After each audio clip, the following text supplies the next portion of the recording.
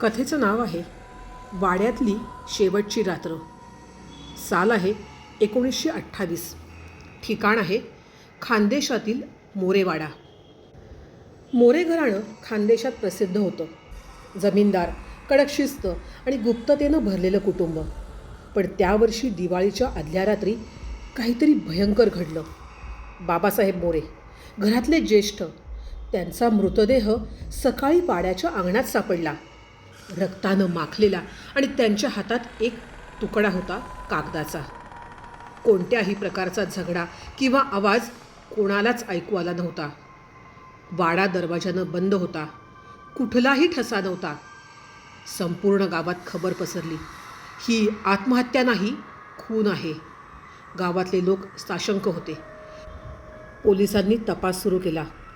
त्यांना जास्त मदत लागली म्हणून मुंबईहून एका खाजगी तपासनिसाला बोलवण्यात आलं. त्याचं नाव राजेंद्र सहस्त्रबुद्धे.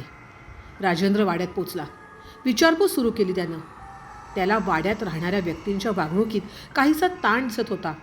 घरातले सगळे सदस्य म्हणजे कांताबाई मोरे, बाबासाहेबांची पत्नी, फार शांत पण काही लपवत असल्यासारखी.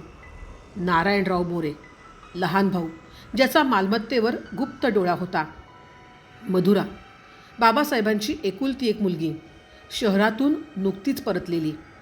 चंदू नाईक, वफादार सेवक, पण अनेक गोष्टी ऐकून आणि पाहूनही गप्प. राजेंद्रनं चौकशी करताना काही तपशील गोळा केला. बाबासाहेब शेवटच्या काही दिवसात कोणाशीही फारसं बोलत नव्हते. त्यांनी वकिलाला बोलावून नवीन वसियत तयार केली होती, पण ती सापडत नव्हती. वाड्यात रात्री अंधारात कोणीतरी फिरताना दिसत होतं, पण कोण ते समजत नव्हतं. राजेंद्रला बाबासाहेबांच्या खोलीत एका गुप्त कपाटात ती वसियत सापडली, पण ज्यात सगळी संपत्ती मधुराच्या नावावर होती. नारायणराव यामुळे संतप्त होता, पण पुरावा नव्हता. मग त्या फाटलेल्या कागदाकडे राजेंद्रनं लक्ष दिलं. त्यावर काही अक्षरं होती, न आणि रा. हे काय? त्यानं कपड्यांवर, शूजवर लक्ष केंद्रित केलं. चंद्रप्रकाशात एक लहानशी वस्तू त्याला सापडली आणि ती म्हणजे सोन्याची नखं असलेली एक कडी, जी फक्त नारायणराव वापरत असे. शेवटी त्यानं ठरवलं. राजेंद्रनं सगळ्यांना एकत्र बोलवलं आणि शांतपणे सांगितलं, खून करणारा घरातलाच आहे. वसियत मधुराच्या नावावर झाली हे कळल्यावरती नारायणरावनं भांडण केलं आणि रात्री गुप्तपणे खोलीत घुसून बाबासाहेबांना ढकलून त्यानं मारलं. पण कागद त्यांच्या हातातच अडकला आणि त्यावर त्यांच्या नावाची सुरुवात लिहिली गेली. हे सगळं ऐकल्यावरती पोलिसांनी नारायणरावला अटक केली. मधुरा वाड्याची नवी मालकीण झाली. तिनं वाडा सोडला. पण राजेंद्र सहस्त्रबुद्धेंनी नारायणराववर संशय घेतला होता, तरीही त्याच्या मनात अजूनही शंका होती. एक गोष्ट त्याला सारखी खटकत होती. बाबासाहेबांच्या हातातला कागद, त्यावर ना आणि रा असं लिहिलं होतं, पण अक्षरं जरा वेगळी होती. म्हणजे बाबासाहेबांनी घाईत नाही तर कदाचित कोणीतरी त्यांचा हात पकडून लिहिलं असावं असं. म्हणजे काय? राजेंद्रच्या मनात शंकेची पाल चुकचुकली. कदाचित नारायणरावला फसवलं तर गेलं नाहीये. संध्याकाळी वाड्यात एक विचित्र घटना घडली.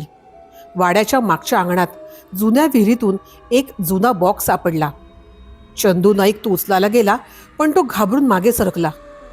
राजेंद्रनं बॉक्स उघडला आणि त्यात होती 2 जुनी पत्र.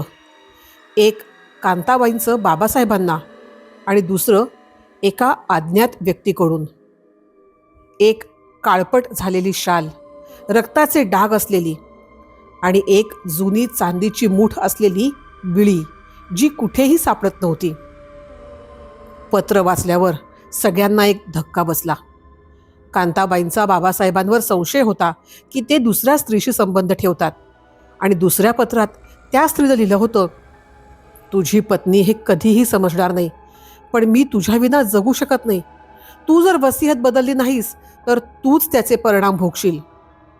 हा तपशील नवा होता. म्हणजे खून फक्त संपत्तीवरूनच नव्हता, तर वैयक्तिक सूडही असू शकतो. राजेंद्रनं वाडा अधिक खुलात पाहायला सुरुवात केली. एका भिंतीत असलेल्या पडद्यामागे एक लपलेला दरवाजा त्याला दिसला, जो सरळ आत जात होता. एका जुन्या कोठडीत. तिथं एक जुन्या किल्ल्यांचा सेट होता. काही काळी मातीची पाऊलचिन्ह आणि एक साडीचा तुकडा त्याला सापडला. तो साडीचा रंग मधुराच्या एका जुन्या फोटोसारखा होता. राजेंद्रनं तिला थेट विचारलं आणि ती बिथरली. अखेर तिनं कबूल केलं. ती बाबासाहेबांना आपले वडील मानायची खरी, पण तिच्या आईवडिलांच्या मृत्यूमागे त्यांचा अप्रत्यक्ष हात होता. बाबासाहेबांनी आणि कांता वहिनींनी तिला सांभाळलं होतं. आणि हो, वसियत बदलून ती संपत्ती तिच्या नावावर होणार होती. पण मधुराचा हेतू खून नव्हता.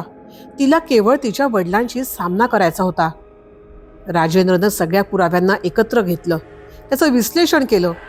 त्यात त्याच्या लक्षात आलं, नारायणराव दोषी नव्हता, पण तो धोकादायक होता म्हणून त्याला फसवलं गेलं. कांताबाईला खुनाची शंका होती, पण ती गप्प बसली. चंदू नाईक हा प्रत्यक्षदर्शी होता, पण भीतीमुळे काहीही तो बोलला नाही. आणि खरा खून केला होता त्या पत्रातल्या गूढ स्त्रीनं. ती स्त्री होती बाबासाहेबांची जुनी ठेवणीतली मैत्रीण ललिता, जी आता गावात वेगळ्या नावानं राहत होती. राजेंद्रनं तिला शोधून काढलं. चौकशीत ती फसली. तिनं कबूल केलं, हो, तो मला विसरणार होता, माझं काहीच उरणार नव्हतं, म्हणून मी हे पाऊल उचललं. ललिताला अटक झाली. नारायणराव निर्दोष ठरला, पण संपत्ती त्याला मिळाली नाही. मधुरा वाडा सोडून पुण्याला निघून गेली, आयुष्य नवीन सुरू करायला. आणि राजेंद्र, तो एकटाच त्या वाड्याच्या अंगणात उभा राहिला. त्याला त्या जुन्या आरशात बाबासाहेबांचं प्रतिबिंब क्षणभर दिसल्यासारखं वाटलं. ही गोष्ट 2 महिने पुढे सरकली. परत मोरेवाडा. वाडा आता बंद होता, पण गावात अचानक पुन्हा खळबळ उडाली. चंदू नाईक, तो वफादार सेवक निघून गेला होता आणि 3 दिवसांनी त्याचं शव एका ओढ्याजवळ सापडलं. चेहरा ओळखता न येणारा आणि खिशात एकच गोष्ट, बाबासाहेबांच्या कोठडीत सापडलेला तुटका आरसा. हीच कोठडी पूर्वी राजेंद्रनं तपासली होती. राजेंद्र पुन्हा गावात आला, पण यावेळी काही वेगळं होतं. वाड्याबाबत गावात अंधश्रद्धा वाढली होती. लोक म्हणू लागले होते की मोरे वाड्यात आता जे शिरतं ते परत येत नाही. राजेंद्रनं वाड्यात प्रवेश केला. पावसाळ्याचे दिवस होते. हवेत गूढ गारवा होता. त्यानं चंदूच्या खोलीची तपासणी केली. तिथे एका जुन्या भिंतीत एक आकृती कोरलेली होती. 3रा मरेल आणि मग गोड उघडेल. हे वाचून राजेंद्र हादरला. 3रा? बाबासाहेब, चंदू, मग 3रा कोण? तेवढ्यात पुण्याहून मधुराचा एक संदेश आला. माझ्यावर कोणीतरी नजर ठेवतंय, काहीतरी अघटित घडणारे असं वाटतंय. राजेंद्रनं मधुराला पुण्याहून परत बोलावलं. दोघं वाड्यात आले आणि एक योजना आखली. रात्री तिथे मुक्काम करून खऱ्या रहस्याचा पर्दाफाश करायचा. मध्यरात्र झाली. वाड्यातलं जुनं घड्याळ 12 वाजल्याचं सांगत होतं. तेवढ्यात खालच्या अंगणात पावलांचा आवाज आला. राजेंद्रनं काठी घेतली आणि मधुराला मागे राहायला सांगितलं. सावधपणे खाली उतरून त्यानं त्या दिशेनं पाहिलं. तिथे एक व्यक्ती उभी होती.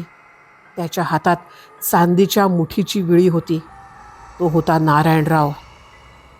मी नाही मारलं बाबासाहेबांना, नारायणराव कुजबुजला. पण चंदूनं काहीतरी पाहिलं होतं. तो मला ब्लॅकमेल करत होता आणि मला त्याच्याशिवाय काहीच करता येत नव्हतं. राजेंद्रनं त्याला विचारलं, मग विळी? ही मला वाड्याच्या मागे सापडली. कुणीतरी मला फसवतंय. हे सगळं कुणीतरी नियोजनबद्ध करतंय. राजेंद्रचा मेंदू वेगानं चालू होता. एका क्षणात त्याचं लक्ष वेधलं गेलं वाड्याच्या जुन्या वंशवृक्षाकडे. त्यावर एक नाव होतं, ललिता देशमुख. वाड्यात जन्माला आलेली, पण नोंद वगळलेली. सकाळी राजेंद्रनं गावाच्या जुन्या नोंदी तपासल्या. त्यात एक विसरलेली गोष्ट त्याला सापडली.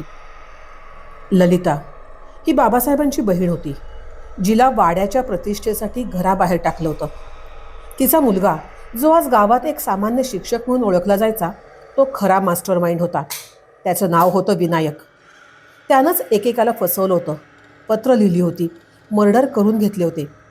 वडिलांची आणि त्याच्या आईची प्रतिष्ठा उद्ध्वस्त करणाऱ्या मोरे घराण्याला संपवण्यासाठी. राजेंद्रनं अखेरच्या क्षणी सगळं उघडं केलं. विनायक अटकेत गेला, पण त्याच्या चेहऱ्यावर पश्चाताप नव्हता, केवळ एक शांत स्मित होतं. मधुरा पुन्हा वाडा सोडून गेली, आता कायमची. मोरेवाडा आता फक्त एक ऐतिहासिक जागा आहे. पण काहीजण अजूनही सांगतात, रात्री त्या जुन्या अंगणात बाबासाहेब, चंदू आणि ललिताचं प्रतिबिंब हलकेच डोळ्यासमोर तरळतं म्हणे.